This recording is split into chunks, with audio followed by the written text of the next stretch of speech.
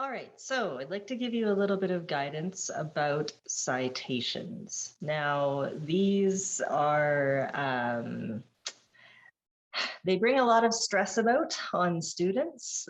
There's a lot of anxiety about how to do them and whether or not you're doing them correctly.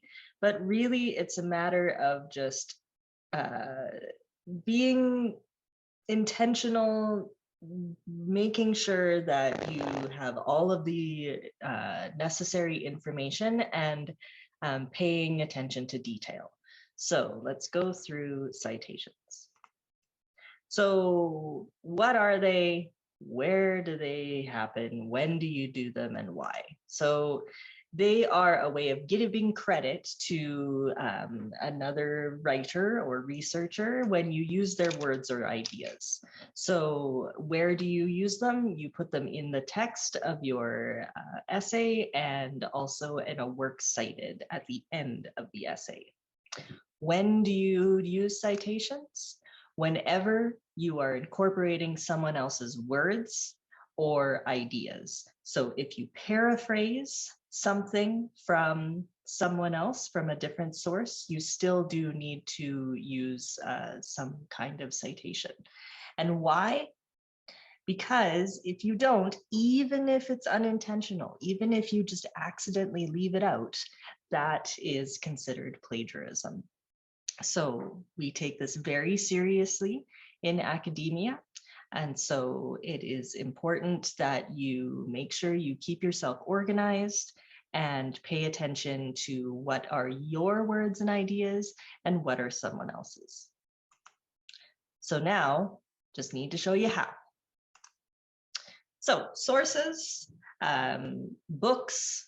Remember books, those things with paper in them that you can find at the library. Those things are awesome. They are still incredibly valuable. Journal articles that you can access through library databases. One of the things that is the sort of high, top standard of academia is peer-reviewed articles. So if you are using the library databases and you can see sometimes on the left-hand, excuse me, left-hand side, there might be a little box that says peer-reviewed. You can click that to only get peer-reviewed articles. And then also newspapers or news aggregates and websites. Those are also, they can be very good sources for research. So books, academic publishers, these are the ones that that know what they're doing when it comes to seeking out and publishing good, solid research. So anything that's attached to university, or these are some other academic publishers that if you see a publisher, see a book with one of these publishers, there's a good chance that they've done their due diligence and it's a good source. Be careful about self-publishers. So anybody with enough time and a little bit of cash can now put out their own work. But the problem is that these don't necessarily go through a good editorial process or a fact checking or anything like that. So I want to caution you against self-publishers. Journals. So these are some examples of some literary journals. These are the kind of things that you will find in on the databases in the library. So if you do a search through the library website and you come up with some journal articles, they might be from something like this. Now, remember what I said about peer review. So this is basically a system where a writer submits an article to a journal, and then the journal will find a group of people who are experts in that field. And those people will read the article that's been submitted, and they will give their feedback about whether or not they think that the author understands the subject matter, has done good quality research, is kind of up to date on all of the new theories or terms or cutting edge pieces of research within the field, and whether they think that it will make a good contribution to this area of study. So peer review is the sort of the top evaluation of an article. Okay, so newspapers and news aggregates. So there are still plenty of reputable newspapers out there. The thing that you need to keep in mind is that the media and mainstream media has become incredibly politicized over the last 10, 15 years. So this is where you really do need to evaluate. Okay, so I'm not saying that you know, an article from Huffington Post or The Guardian or the Calgary Herald or you know, anything like that is particularly excellent or particularly biased. What I'm saying is that it's very important, if you are using any kind of source where advertising revenue is attached to it, that you practice your critical thinking skills and you really evaluate the source. What is the purpose? What is the intention of the audience? Or the intention of the author? What does the author want the audience to do? Look for fallacies, look for any kind of way that methods of proof are manipulating the audience. It's very important that when advertising is connected to a source, that you really take a minute to evaluate the validity and the intention of that source. So you'll see that with things like CNN, CBC, MSNBC, those sort of continuous news things, right? They are quite sensational. So just be careful when you're using sources like that. Okay, so websites. The bits at the end of a website, so those domain markers, those can be helpful for evaluating websites. So things like .com, .ca, .co.uk, those things, those are used for commercial use, right? Anybody can purchase them, but they require a little bit of money in order to do that, right? So you need to think about, is this something that is just, you know, has a whole bunch of money backed behind it and has an agenda, or is it something that is successful and reputable enough that it can afford to continue to pay for its domain? .edu, this tends to be the websites that are educational. So lots of universities or institutions that are connected to higher education or research will use .edu. .org, these ones are a lot cheaper. They often are used by nonprofits. They're used by individuals. Be a little bit careful with these because since they are cheaper, they are easier to maintain. And also, since they do tend to be connected to nonprofits, people that are trying to be a little bit manipulative might choose to use one to try and buy a little bit of clout. I would steer away from anything that has .biz or .info, or nowadays even things like .limo, .tv, .flowers. Now domain names are expanding, but you really want to stick with those sort of top three. Okay, so let's have a look at the websites that I have here, and we'll just sort of think about whether or not they are reputable. Okay, so Wikipedia right away, I have nope, not reputable, not good, not reliable, but it is a good place to start. Not a good academic source, okay? I do not want to see any Wikipedia on your works cited or cited at all in your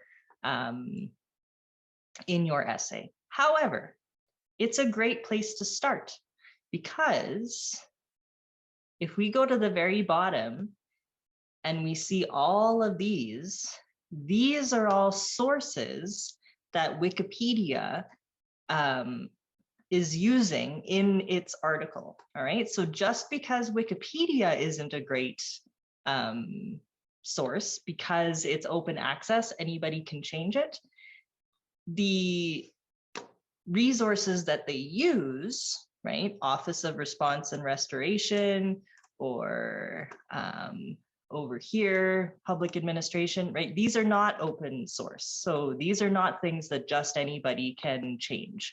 So Wikipedia is a great place to start to find some research. I'm talking about these, okay? The next one, Reuters. Now, Reuters is a sort of a newspaper. So here we have a short article. It has some hyperlinks to some other stories or information. It's got some, facts and figures. It's got some paraphrasing of quotes, things like that. It's not bad, but notice, right, that we've got a heck of a lot of advertising around it, right? So this is one of those ones where I want to say, yeah, it's a pretty good one for like getting a bit of a base understanding. However, in terms of establishing your own authority and demonstrating that you've gone above and beyond doing some good research, I would not settle for only articles like this. Great supplementary information, but we can probably do better. Or at least, do more, right? Okay, the next one, ocean.si.edu. So here's that .edu. So we know that this is going to be some kind of educational website. It is the Smithsonian. So the Smithsonian is a reputable institution. It's a museum and a research institution. So there's a good chance that there's going to be some good stuff in here, right? Gulf of Mexico oil spill milestones. So we've got a lot of really nice data in here. We can be fairly confident just because of the reputation of the institution and its mandate that it's going to have some good information. Now, that being said, this is written for a popular audience, right? So it's a lot of small clips, very photo heavy. I don't know whether or not this is something that's worth directly quoting from, but you could get a lot of good information that you could paraphrase and then refer back to this website as your source. Okay, so maybe not necessarily a great source for quoting directly, but would a good place to find some good solid stuff. We've got a hyperlink here about a study that indicates dramatic losses in midwater sea life, right? So that might be important. Good place to paraphrase. And then finally, oh, sorry, not finally. Here we have a .org, oilspilltaskforce.org. This is a nonprofit organization. They seem to be doing some good work. They've got some data. They don't have a lot of, there's no advertising attached to this. So it's very much a, it's in it for the research and the work, not to sell anything, right? So this is something that I think could be really valuable. But what I would want to do before I really use this as a definitive source is to just do a little bit of research on this organization itself, right? Because as we have this .org, we need to just do our due diligence and make sure that this is a legitimate organization and not just like, somebody's school project or something like that. Okay, so as long as we evaluate this organization and this source, then I think that this is a good option. Okay, and the last one, Arkansas Review. Now, first glance, we're thinking, oh, is this a newspaper? What exactly is this? When we click on that link, we see that it is from our library database. So I need to log in order to view this. And now I have a PDF of a full journal, okay, a journal of Delta Studies, okay, a couple of authors. It's got an abstract here. This is a peer-reviewed journal. All right, so this is going to be the sort of most reputable, highest standard of a source in terms of doing research. Okay, and we can see that it's still laid out in a bit of a newspaper form, right? But this is a good reputable source. Okay, we've got our works cited in there. Okay, we got some good stuff. All right, so that is a bit of a summary of the types of sources.